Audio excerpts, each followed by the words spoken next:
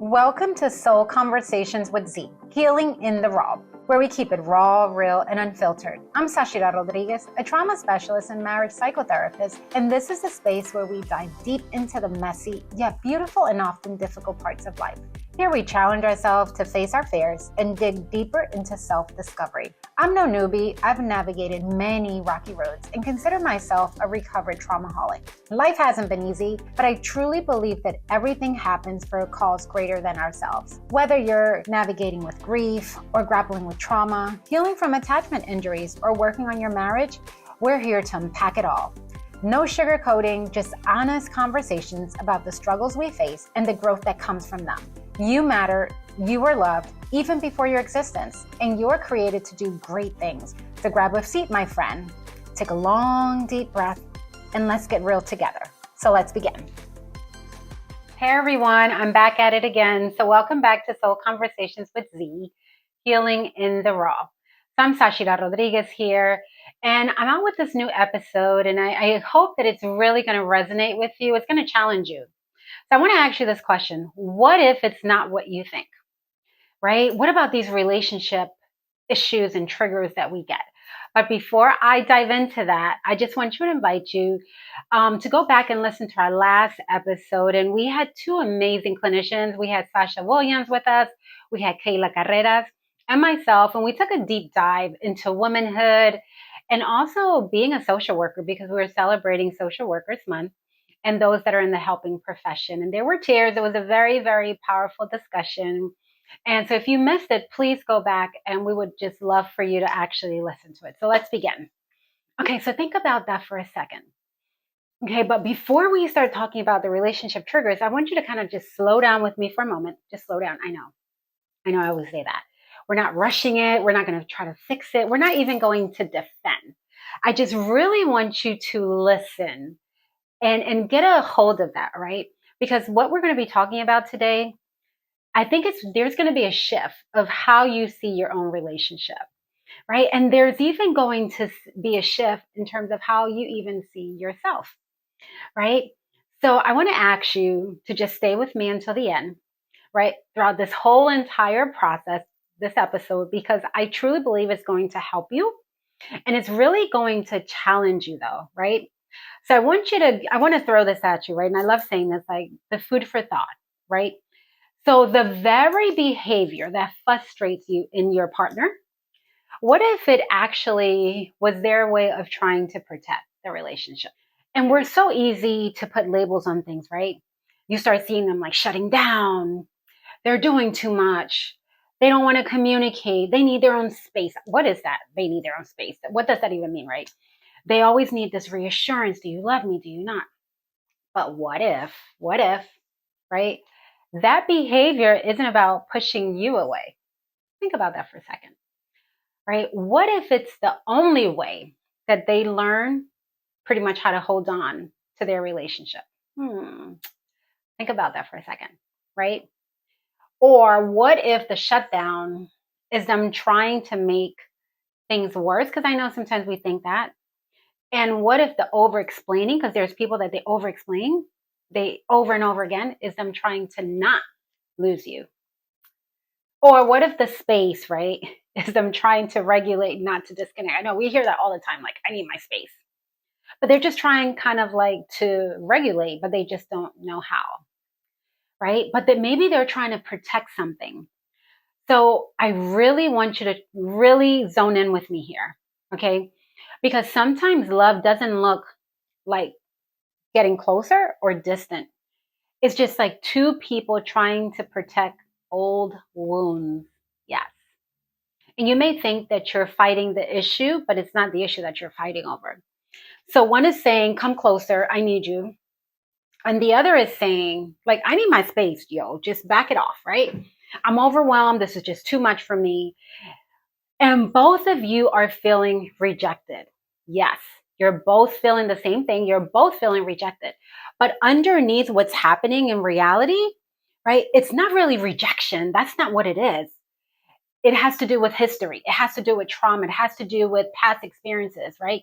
It's what they've been through before you even met them. Think about that for a second. It's before you even met them. what's surfacing and what's coming up for them. But we don't really look at the relationships and in situations like that when we go through challenges, because underneath every reactive pattern, it's pretty much the nervous system trying to feel safe. Yep, is your nervous system trying to feel safe, right? So it's kind of like your body remembers what happened in the past.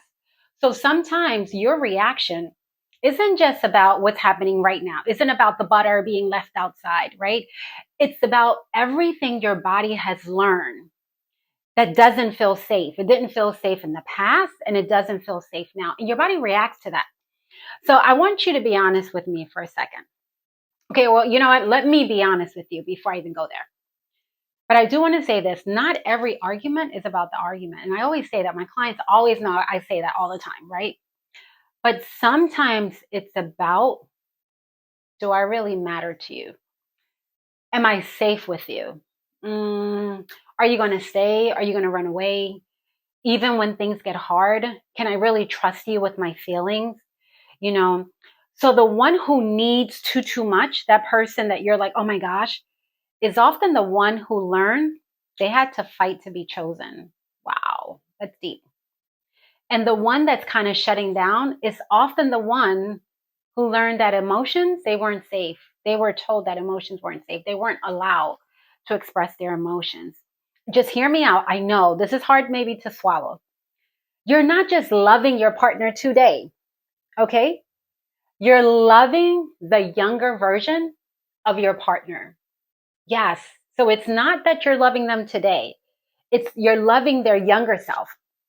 So I'm going to share a little bit about my own experience, right? Because this isn't just what I teach, it's what I live. And just like how their relationship patterns and cycles and everything with everyone, it's the same thing in my relationship, right? So with true transparency, I am the pursuer. I am passionate. I'm the energizer bunny. I'm going to go out there and I want to make things happen, right? So I want to walk you through this and I want to talk through it and I want to process it. So just so you could have some clarity and be able to understand. So as the energizer bunny, I need to know that we are okay. My husband, he is actually the avoider, right? So I call avoidance like the turtles, right? He slows down, he pulls back, he needs space, he needs to think, he needs to breathe. Yeah, we're different, right?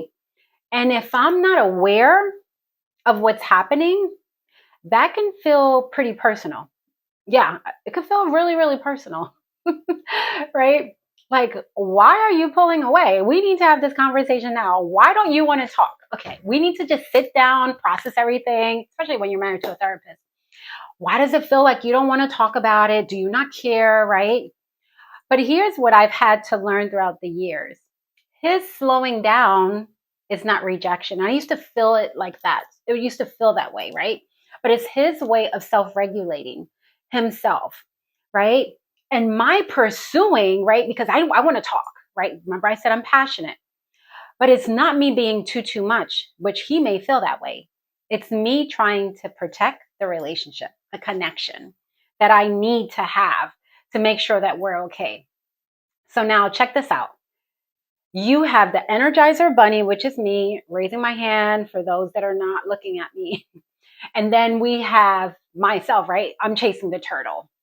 So the faster that I go, the more he's like running away from me, right? And the more that he's running away from me, the faster I go. So I'm pursuing him and I'm pursuing him, right? And now all of a sudden we get stuck in this cycle. And it's so frustrating. Oh my goodness. So I've learned how to just kind of like pause and remind myself, Sashida, right?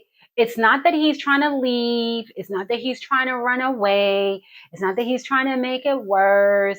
You know, when I do that, there is a shift because now it's no longer personal, right? And when he's able to understand this, right, that she's not trying to attack me because I am passionate.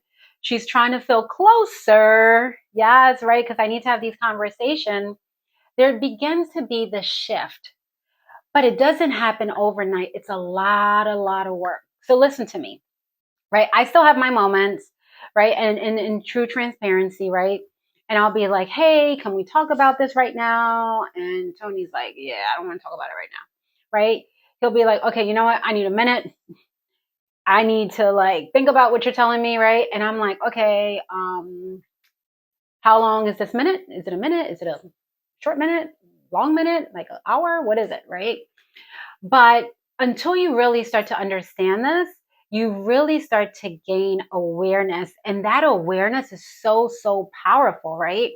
Because now you're understanding that your partner needs space and that's okay, right? And I need to talk about it and that's also okay. And this is where something important comes in to the relationship, right? Really being able to understand and listen to each other, right? Because there's something called the art of listening also, because a lot of us think that we're listening, but we're not really listening. We don't even understand what it means to even listen, right? Because we're waiting to defend. Imagine, like when your partner tells you something, you're like waiting for that rebuttal, right? You're preparing for your response. But this is what real listening is, right? It requires for you to really pause, slow down, and really, really hear what's underneath the words, what's happening behind the curtains, right? And that's hard to do. That is so, so hard to do, right? Sitting there in this emotional space, not interrupting, not fixing, not correcting, but really, really trying to connect and be like, you know what? I need to try to understand you, right? I may not really have all the words, but I'm really trying to sit in the space and understand you. And let me be so transparent with you. Listening well, that is a skill and it's hard. It's so hard. And it doesn't just happen overnight, right? You have to work at this over and over and over. It develops over time and you have to practice it over and over again. So if you didn't really grow up being heard or being allowed to kind of talk, and listening, it's hard, right?